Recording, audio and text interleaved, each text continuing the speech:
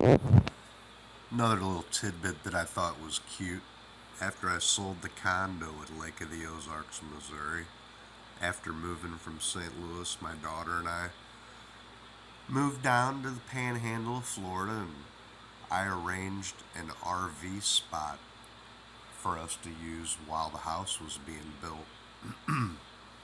We were there for about 3 days. My daughter just graduated high school as a junior deputy. On the third day, the younger gal running a place like starts dogging my kid out, man, like real bad. Like she was super sweet and cute when I first met her when we showed up, but by the third day, she's like, she said something to me, and I don't remember exactly what it was she said to me, but I was like, okay, well, I'll say something to my daughter, but they did just graduate, you know. Some dude followed us down here in a Class A RV pulling a black Impala with Missouri plates on it. And the cat starts following my daughter and her boyfriend all around the beach area down here in this Impala.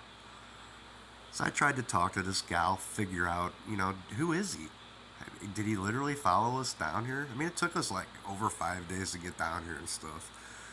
Anyway, so fast forward, a couple things were said, and we were under a small lease for a while at this place, renting month to month until I was able to get the house done. And my daughter picked up a job after about the second month there, working third shift at a hotel. I She doesn't like driving late at night unless she really has to, and she's in a new area. So her boyfriend and I decided we'd pick her up, here and there, and just to help her get used to the area. I get up one morning. It's about 5:30 in the morning. Nobody ever uses these showers, right, at this RV park. Like nobody ever uses them. I go over there and I'm in the shower next to the thing, and get this. I'm in the shower naked. Some dude comes busting through the door with a police dog. You had to be there, man. Like I said in my other little video, my family, my grandmother's family was murdered by the Nazis. They literally hung the family out in front and shot them in front of my grandmother and her brother. Then they stabbed her brother and held her in a chokehold and told her, if you cry, you die. Well, long story short, my grandfather was on the Allied forces and eventually rescued her, and they got married and had kids. But a big thing with these Nazi people were these German shepherds and these dogs, right? So I thought that was kind of ironic that this dude come busting through the door. Here's the other funny part about it. The day before, I was over at a medical marijuana doctor's office where I had problems with this doctor. He takes my phone. He's got my phone for about 15 minutes in this doctor's appointment. He's signing into the Florida thing and blah, blah, blah, blah, blah, blah. Long story short, the guy had a weird attitude. I don't know what his deal was, but so I get my phone back. I go back to the RV park. I lose all my accounts. I lose my Gmail. I lose my Instagram, every account that I had. Everything on the phone. Somebody takes over that night about 3 hours later. Obviously, to me, it's this doctor, right? He's the only one who's had his hands on my phone, blah, blah, blah. Well, long story short, he approved me for my card, this and that, and this and that. When I tried to follow through with it, I couldn't log back into the medical marijuana account to do my little end of it. So I couldn't get back into my Gmail account either. I couldn't do a recovery or anything. Somebody logged into the cloud. I don't know what these idiots been doing. They've been doing this to me since I was working at the company as a laborer back in the early 2000s. It's been really nasty. Anyway, so I call the health department, and I'm on the phone with the health department for probably 2 hours, and I finally get through to a supervisor, and he's like, no, he goes, this is an odd occurrence. He says, but it's happened.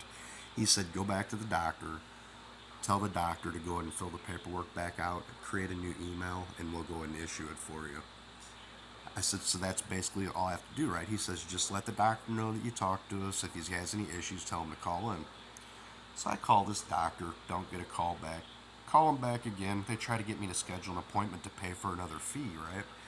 So he finally calls me back, and I'm trying to conversate with this doctor, and he starts acting like he acted in the medical meeting. And he's like, look, blah, blah, blah. And I go, no, no, you look. And I yelled at the guy, man. I kind of cussed him a little bit. And he writes a long letter, says, you're no longer welcome here, blah, blah, blah. Well, needless to say, I never got my medical card. And here I am down here in Florida, and this group is still messing with my kid and I. That's kind of why I'm recording this. So it goes back quite a ways, and I do feel that there were a couple individuals at that company that figured out who my grandfather was. I never talked about it. It's just not something I brought up, you know? And I think it's kind of funny in the end how these guys tried attacking me. I had operators messing with me, laborers messing with me, operators out following me around, laborers following my wife's. Well, we're not married anymore. It got so bad. The love of my life, we were together for 25 years. We split up. That's my daughter's mom. They were out following my ex-wife's car around. Get this, after we split up, suddenly her head gasket blows up, the brake cap comes up missing on her car, all this weird stuff. So she had her little run of bad luck. I had a bunch of stuff happen to Victoria's cars. These people kind of just set in on people's property, I guess, that they think have money. A lot of them seem to have the bulgy eyes like they're doing methamphetamines, or one cat that seemed to be involved in the group back at the lake was nodding out like he's doing heroin or something. So these guys are using these phones to track people. They're actually, I believe, putting trackers on people's cars. They were running cars at my daughter's car. I mean, this was repeatedly. Grown men, shaved, crone haired men, man. I took my daughter's car out about 2 weeks ago over here to Crestview, right? Some African American gal that had purple lips, looking crazy as all get up, comes and goes flying by the back of the car, cutting across 4 lanes, and I'm like, whoa, that was kind of odd. About 2 blocks later, some big old buck black guy pulls up next to the car, stops in the middle of traffic with 6 cars in front of him, and he looks over at the car. Well, I'm driving the car, not my daughter, right? He looks over and looks back real quick and pulls back up. So then we get down a little bit further. Here comes some other black dude cutting us off. So, nothing against black people, because I have some people from my past, a couple people in my current life that they're decent people, you know, but unfortunately, 3 females in my family, young in life, had these African American gentlemen get on them, and they're all dead. They got these girls partying. They like hounded them. One of the girls, last time she had been seen, she had 2 muscular black guys on either side of her, and they thought that she was kind of being forced out of the place. And the next thing that I heard, she had passed away. My other cousin, she was living with my grandmother.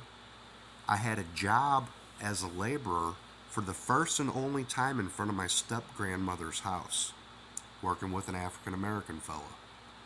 Well, none of the guys knew where my step-grandmother's house was, none of that. Guess what? That girl's gone now. She OD'd. So they're doing something. They're putting somebody from their group, somehow injecting into these girls' lives. I don't know the entire story as far as the extent of how bad they've messed with some of my former coworkers. Like I said, I had some grown men coming into me pretty upset. I walked in on a couple things here and there, and it does seem that they're reaching outside of the company to mess with people. And a large group of these people that were, you know, playing this silly ass game were riding motorcycles, street bikes. So, you know, I grew up riding dirt bikes. I had my first dirt bike when I was 6 years old. So the dirt bike scene, the street bike scene don't scare me. I ride with the best of them, man. I've been riding my whole life. I'm 51 now. So, you know, I'll tell you what, if there's anybody in this group that knows who it is, who's doing it, please drive up to your local FBI office and tell them who it is and what they're doing. Because I've had some people in my life that I realized later were not good people. And I've known some of these folks for 30 years, and I found out through the police department in Osage and some independent forensics experts that the police department referred me to, that some people in my life were directly lying to me about where they worked and who they knew. So I still believe this man that got on my ex-wife is part of this group. I think he was focused on my daughter and my wife, not just my daughter. So he was a white male. Back to Major League Baseball. Ended up in the minor leagues. And I don't give two rats' asses if he hears it or not. You're a horrible person. You betrayed not only your wife and your daughters, but you stole my wife from me and my child. You're a piece of garbage, man. So I'm going to keep posting these until I ring a bell with the Bureau to make them realize these people were trying to hurt me at the company. And after I left the company, they made it to where I absolutely couldn't communicate, not only with my lawyer, but with the judge, the secretary, anybody in workers' comp. I couldn't communicate. They basically blocked me from having a case. Now it's funny because the company that I work for settled with me. They scared my lawyer off. They settled with me. I mean, these people actually had people shooting at us. I feel that the state of Missouri's insurance investigators put a motorcycle gang and a bunch of drug dealers on my kid and I. Denial, denial, denial. But I'm telling you this right now. Michael Grace, the supervisor of the safety department for the fourth largest government-owned wastewater in the country, told me, Tom, the law changed in the state of Missouri. You can go to your own doctor. We'll work with you. So to my employees that work with me, that are my friends, that would always be my friends, good work and honest people at that company, I'm sorry that I left the way that I left. I had men unloading clips on me, 9mm, 2 clips in a row. I had people unloading Uzis. Not a joke, man. I had people taking personal hits on me, cars running up from Tennessee. By the way, we had people at the company that were driving from St. Louis, visiting down in Memphis, and then we had people getting shot at. Well, I was one of the people that got almost killed on the job site by these cats. So, like I said, I'm done playing, man. Anybody that has any information on who is messing with these people or what spyware they're using it to drug our kids, track our wives and children around, alright? It's a fact. Fact. This isn't about Republican or Democrat. This is about America and making sure that your kids, your wife, and your husband are safe. Thank you.